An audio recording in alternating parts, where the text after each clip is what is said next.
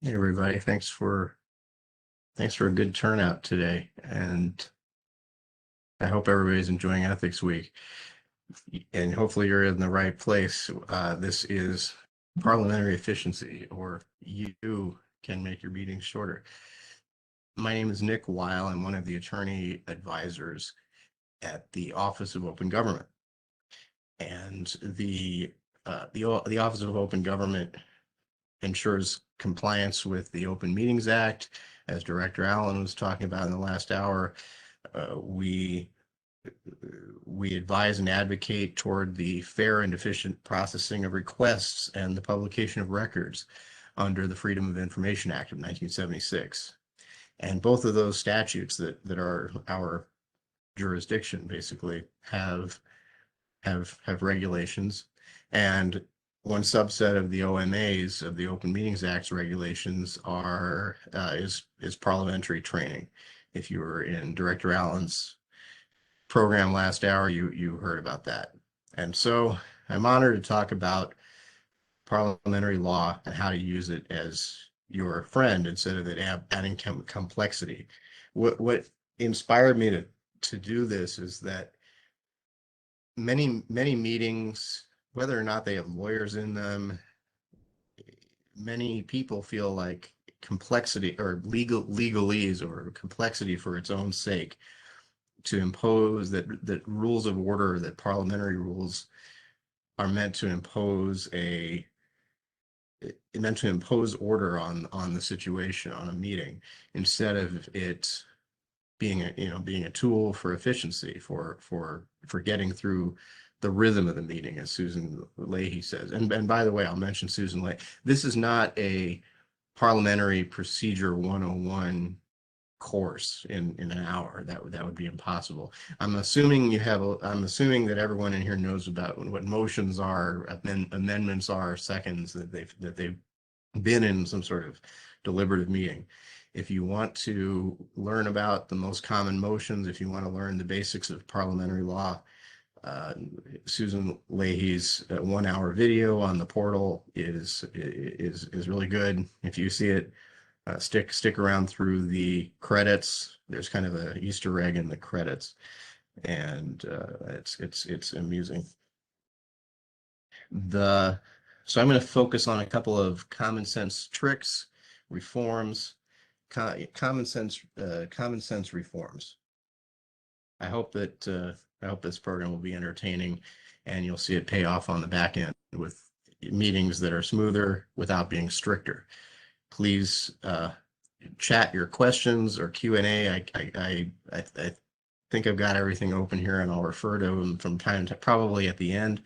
But anyway, that we'll come back to that. So let me go on to this next slide here. Documents of authority, or as Robert's Rules calls them, rules of a society. You may have heard of a parliamentary manual such as Robert's Rules of Order newly revised. There are others. This isn't the only one. And you may think that parliamentary procedure means what's in this book or another similar book. And the importance of this slide here is that there are many sources of parliamentary law, including what you may think of as the law. Even if we're in a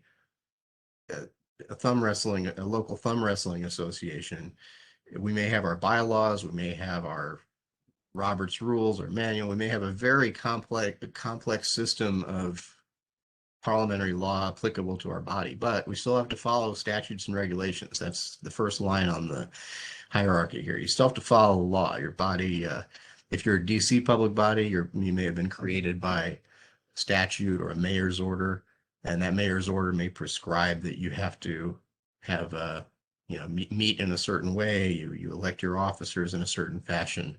So that mayor's order has the function of it's similarly to a statute or regulation. It supersedes anything you might wish to. You can't contravene that just because even if everybody in your body wants to unanimously override the mayor's order, that's first on that list there. You cannot override the existing statutes, regulations. And obviously, so bylaws, standing rules, those are in the middle there. And the importance of that is that even if you have a manual here, but first of all, this manual has gaps in it. There may be things about your meetings that you want to include that in your parliamentary law that's unique to your body that aren't included in a manual. Like Robert's, none of these manuals doesn't say that you have to meet on the second Wednesday of the month at 7 p.m. So let's say that you want to meet, let's say you want to set it into your rules that you'll regularly meet on the second Wednesday of the month at 7 p.m. You should probably adopt a standing rule of order to that. You can also override that if Robert's rules requires that you stand up to be recognized.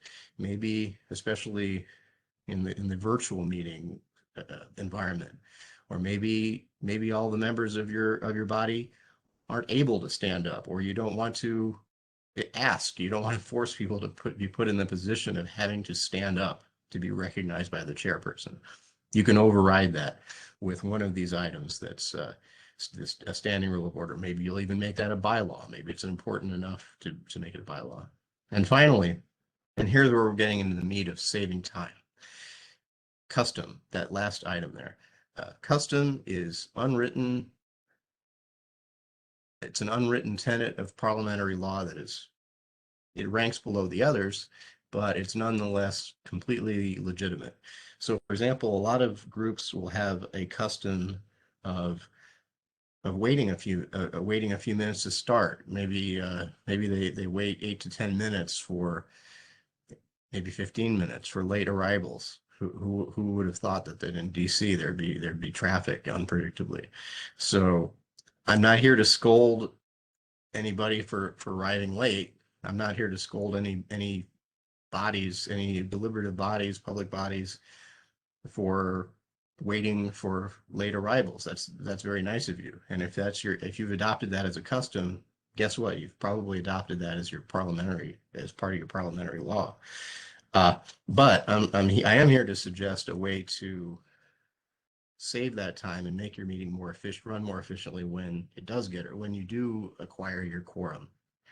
So I suggest we talked about how you may have a standing rule that says you start at 7 p.m. on Wednesday. And I'm also assuming, we're not talking about the OMA in detail today, but I'm assuming that if you're a DC public body, you've given the notice. You've given notice as early as possible and no less than 2 business days in advance. So let's assume your notice of your meeting said 7 p.m. I recommend you start the meeting at 7. The chairperson starts the meeting at 7 p.m. And then there are certain activities you can conduct without a quorum. You can't conduct official business. You shouldn't even debate a motion, let alone vote on it until everybody shows up.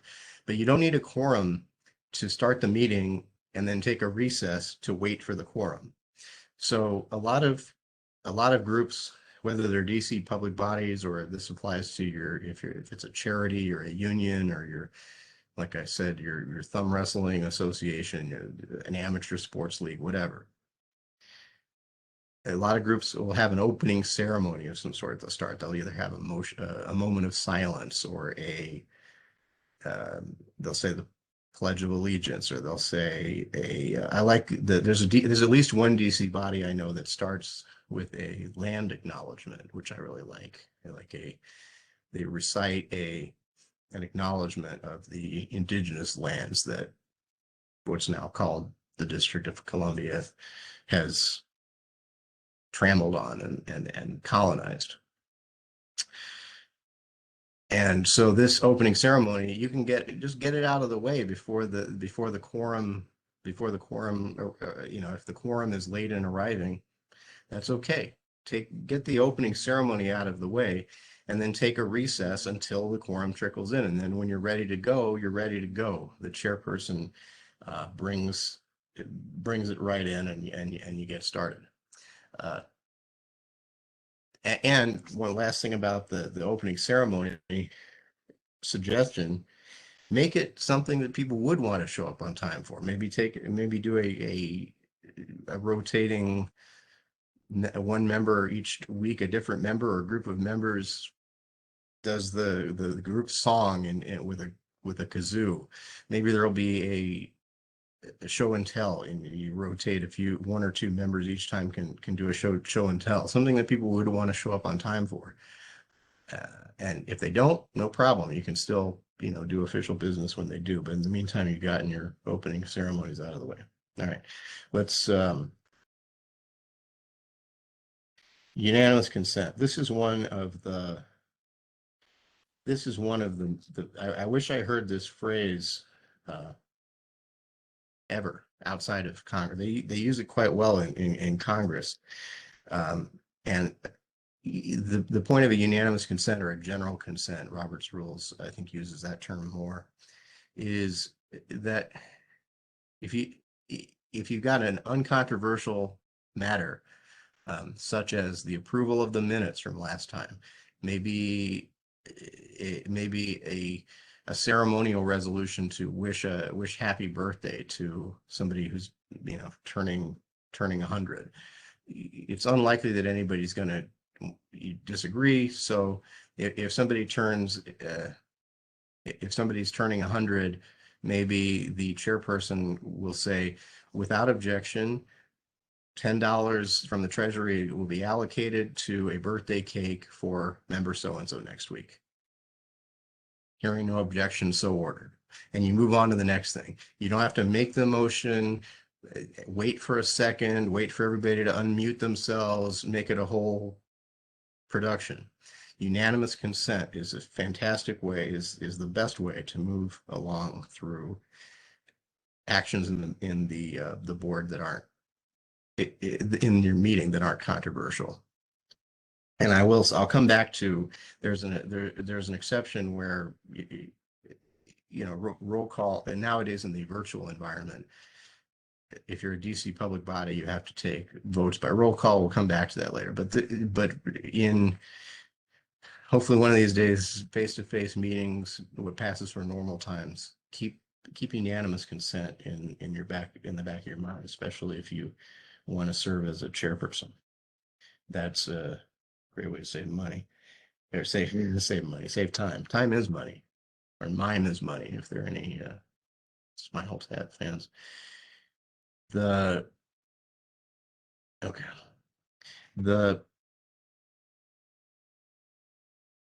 Right. So, and I don't want to dismiss the idea of a quorum. You of course do need a quorum to conduct official business, to conduct business. There's a limited number of things you can do without a quorum, such as, like I said, recess subject to the call. It would take a 5-minute recess waiting for a quorum to arrive. But remember that continue to record the presence of a quorum by virtue of, if you're taking a vote, if you have a 13-member body and you've taken a vote and you have 10 yeas and 3 nays, your quorum is recorded in the minutes right there. So that can speak for itself. Let's see what's next. The seconds. Let me note, this is a good place to note the tension between strict formality and more relaxed practice. Again, like I said at the beginning, people overemphasize legalism. They think legalism means more order or more legitimacy. But even Robert's Rules tells us that the chairperson, quote, should never be more technical or strict than is necessary for the good of the meeting. The assembly may be of such a nature that strict enforcement of the rules. This is Robert's Rules I'm reading. That strict enforcement of the rules, instead of assisting, would greatly hinder business. And that goes not just for a chairperson. If you're any member of the body is entitled to make a point of order.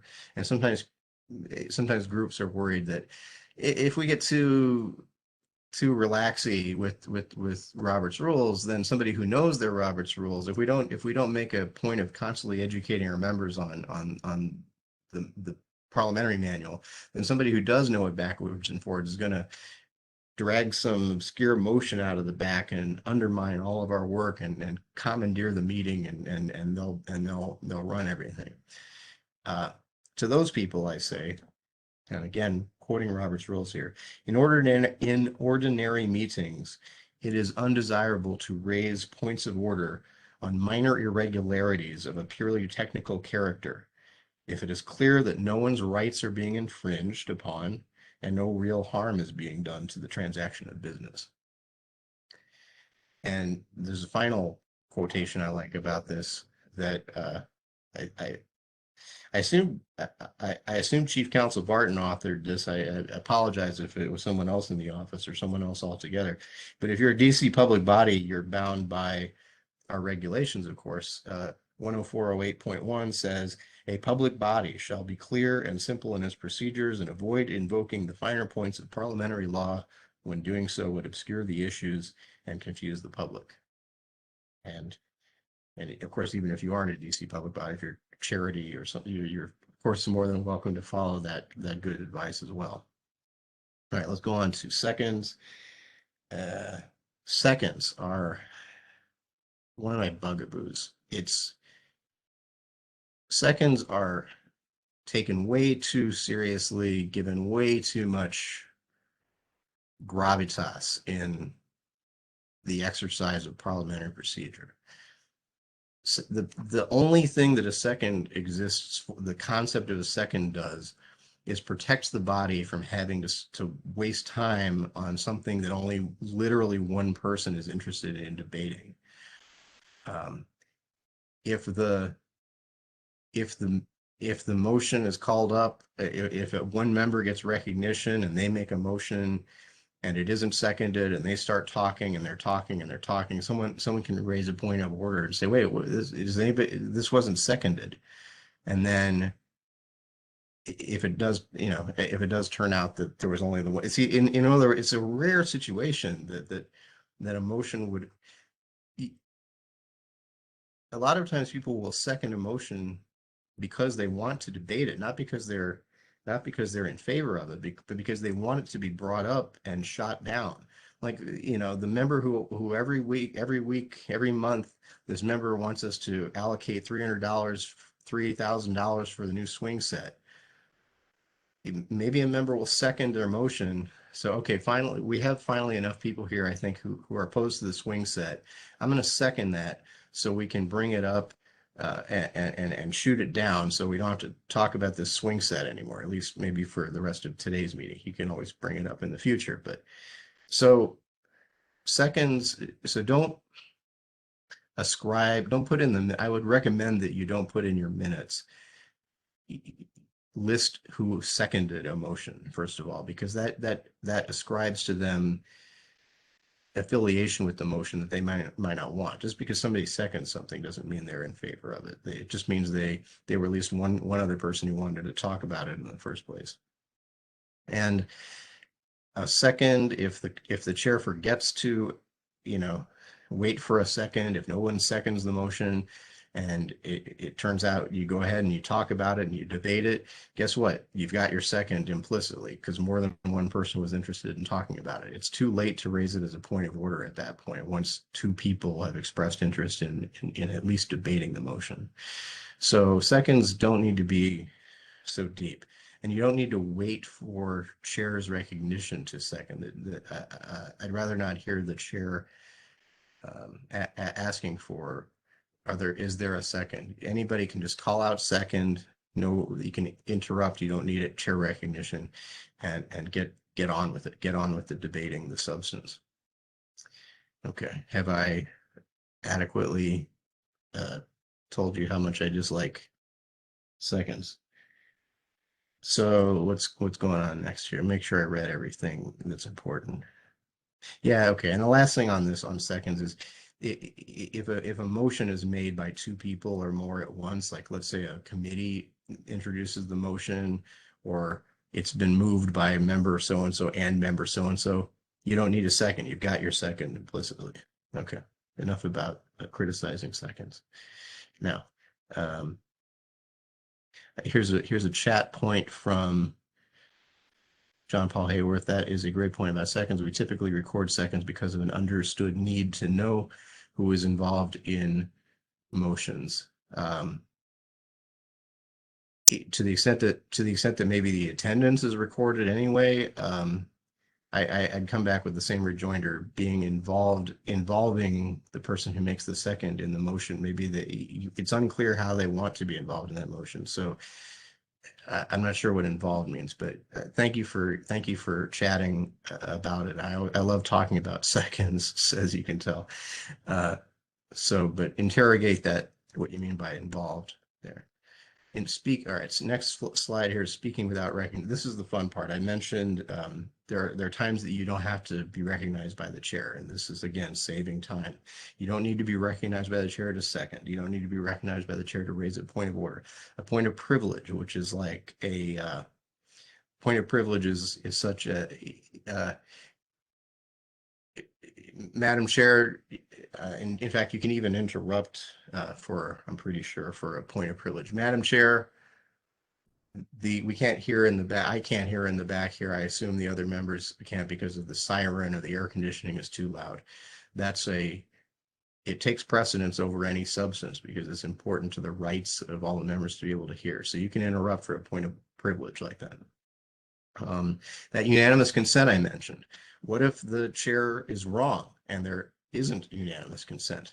No harm done. Any one member can object. They don't have to wait for, it's not rude. You don't have to wait for recognition. I object. Let's debate this. Then the unanimous consent fails and you carry on with the normal deliberative process to get that motion through, maybe by a voice, but you can still do it by a chorus of ayes and noes. Hopefully, yeah. So, and you can speak without recognition to appeal the ruling of a chair. You don't need the chair's permission to speak to appeal the ruling of the chair. And let's see, every new slide is a new surprise here. I have a chart of when I wrote these, but it was a while ago. The affirmative abstentions. Yeah, I kind of talked about this before with if you have a 13-person group, let's say, forget the number of people.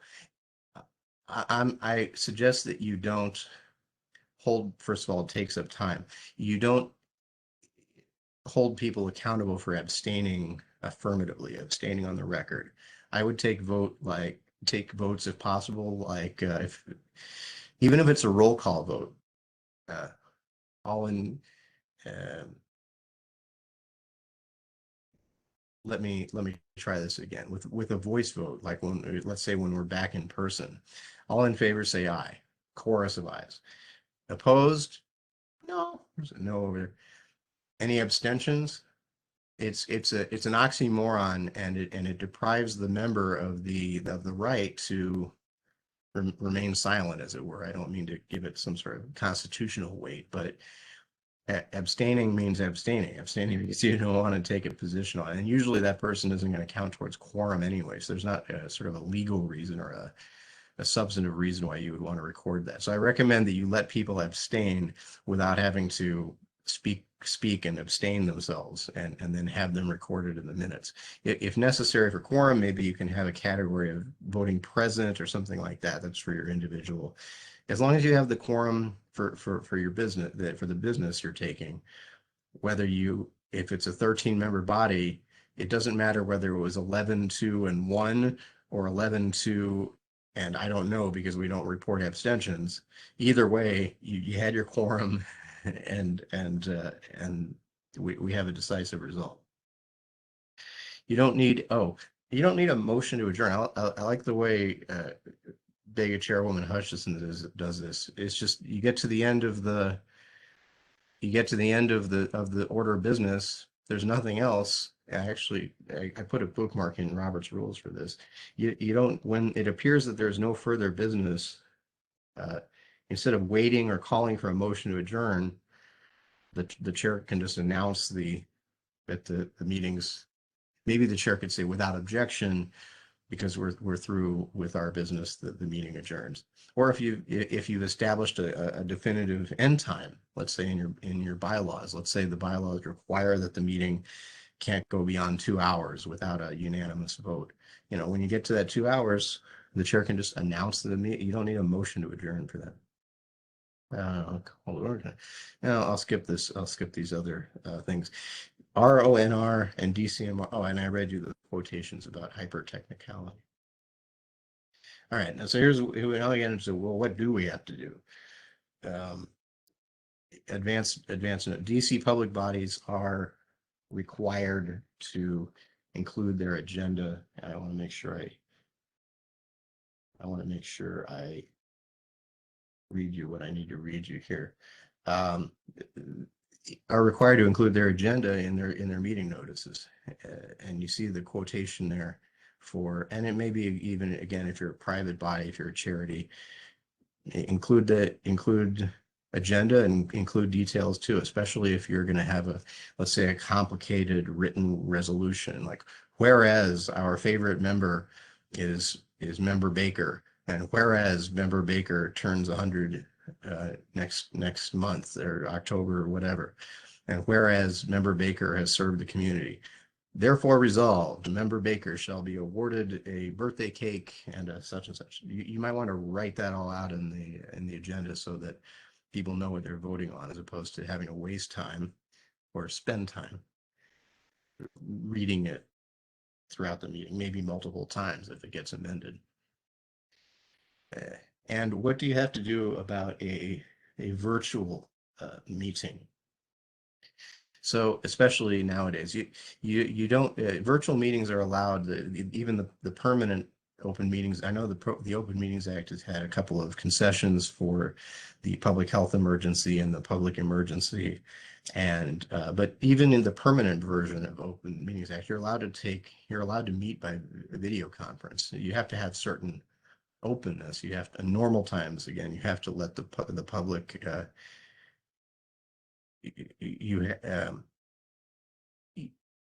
you have to have the meeting open to the public unless it's properly closed, and that openness can mean broadcasting it. But you're allowed to meet virtually whether or not there's a pandemic on. So it's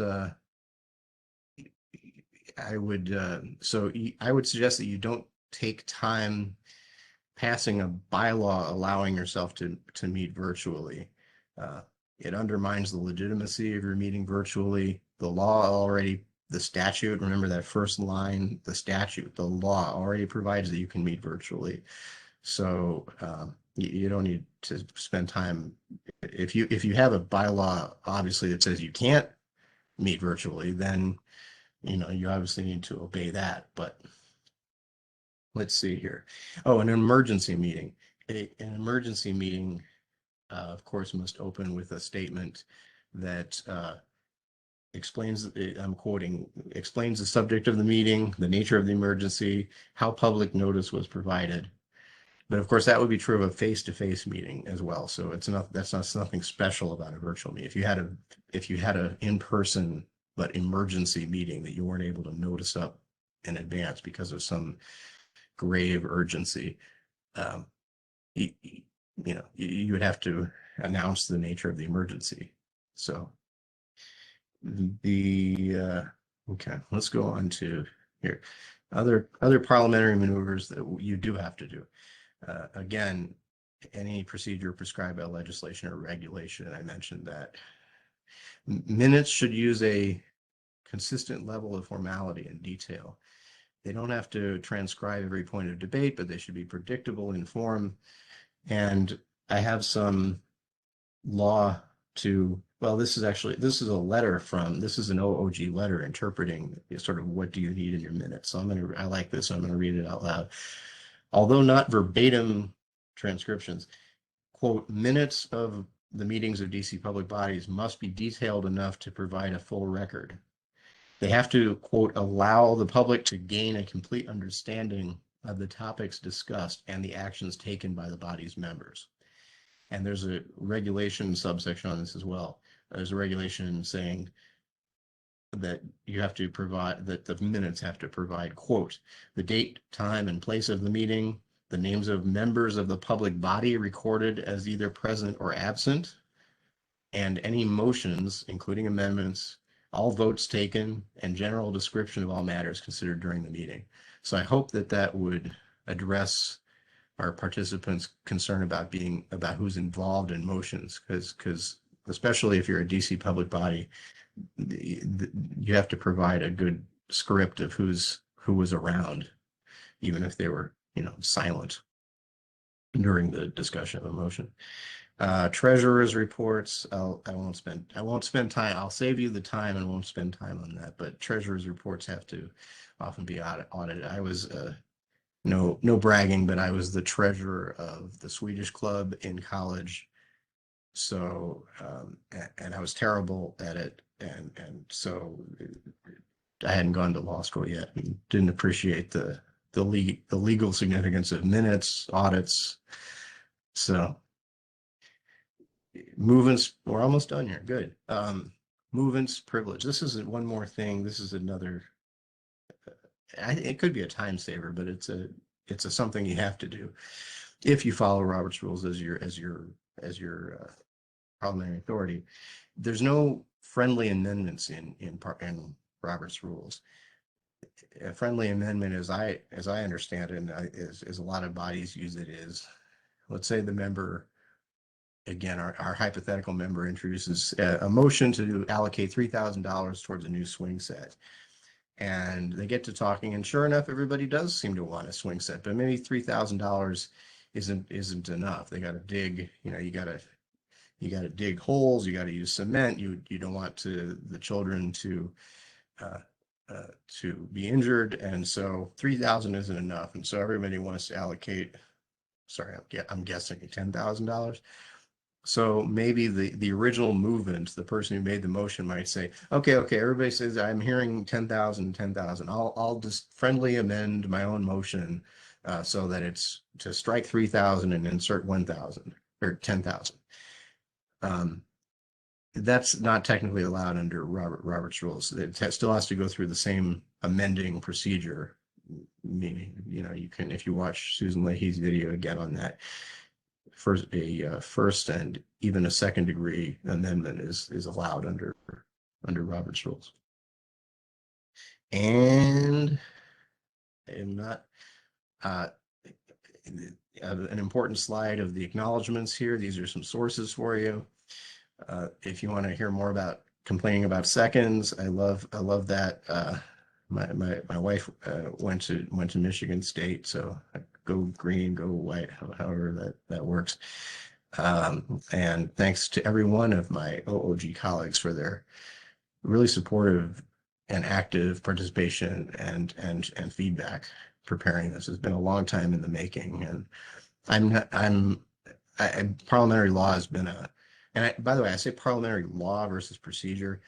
The procedure is kind of how it's carried out operationally. The parliamentary law is more the abstract, they're almost the same thing, but it's a subtlety that people who hobbyists like me and probably care about. But parliamentary procedure and parliamentary law have been a hobby of mine and a vocation of mine for a long time. And I was parliamentarian in student government in law school. So even by law student standards, I was a nerd for procedure. Thank you very much for all your attention. I'll double check about Q&As and chat in just a second, but this is, of course, contact information. That's our names. And let's see if we've got any more. The other reason for us to record is in case there's an amendment that needs the consent of the maker. Oh, sorry, I didn't see that.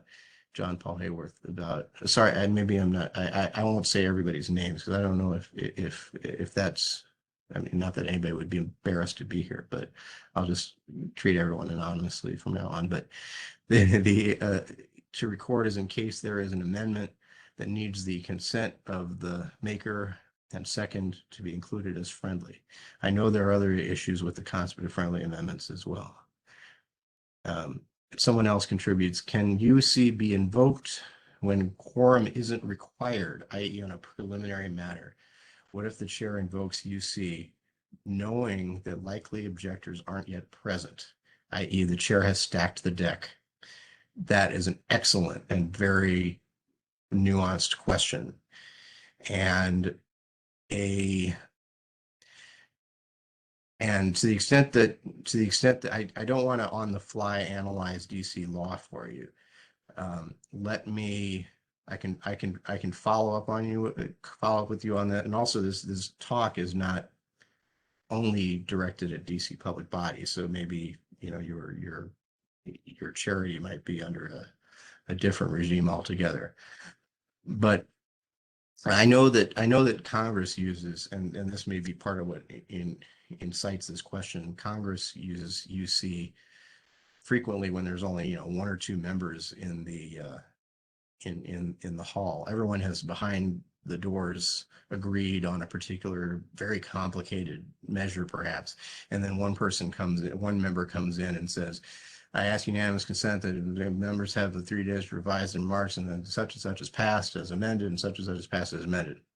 And it seems very quick. How could everybody be so unanimous on this thing that this massive omnibus? But even though there isn't a quorum, Congress is different, is what I'm driving at, because quorum is presumed. That isn't the case with DC public bodies. I would be very careful to not act without a physical quorum present. It's required for a physical quorum to be present for an action to be taken. And of course, without that, it could be for one thing reversed. It could be enjoined against force. Or you can also a quorum can come back later and ratify a technical snafu that happened the previous week. Let's say you thought you had 51%, but you only had 49%. You can when those two members come back in, the 2 out of 100, and now you got 51 again. You know what? I moved to reconsider the vote we took earlier because we didn't have a quorum. So you can go back and ratify what you did wrong earlier. Oh, okay. Someone is a registered parliamentarian.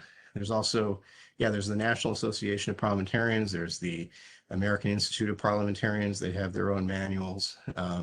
There's a good way to be involved in this if you want to be a hobbyist. Okay, it's wonderful to meet everybody virtually. Do I know of any more parliamentary courses that are offered more in depth? Not looking for a 1-hour workshop. I do not blame you. I would want to spend many, and yeah, sure. There's training resources such as they're good YouTube videos, including the portal that we've got. If you want more than an hour, though, there's even in preparing for this, I watched around the country what some other city councils do and so forth. There are good videos and books about it. There was another, I won't try to give too many specific examples off the top of my head, but that one resource, that's that book that I cited there, the Cree book and the acknowledgements, was a good read about the principles behind the policy behind the rights of members and why we do this stuff. Anyway, so is there any? So I've checked the Q&As. I'll check the. Okay, and we have an observation that, again, if you want to register for the portal, for this training portal that Director Allen talked about in the last hour, they should email us at I'll put that up again, the contact info, and let us know. So yeah, it's been wonderful meeting virtually with everybody. This isn't a deliberative formal meeting, but if it were, I would say something like, we've come to the end of our agenda, so without objection, we will adjourn. Seeing none. Thank you very much for your attention, everybody.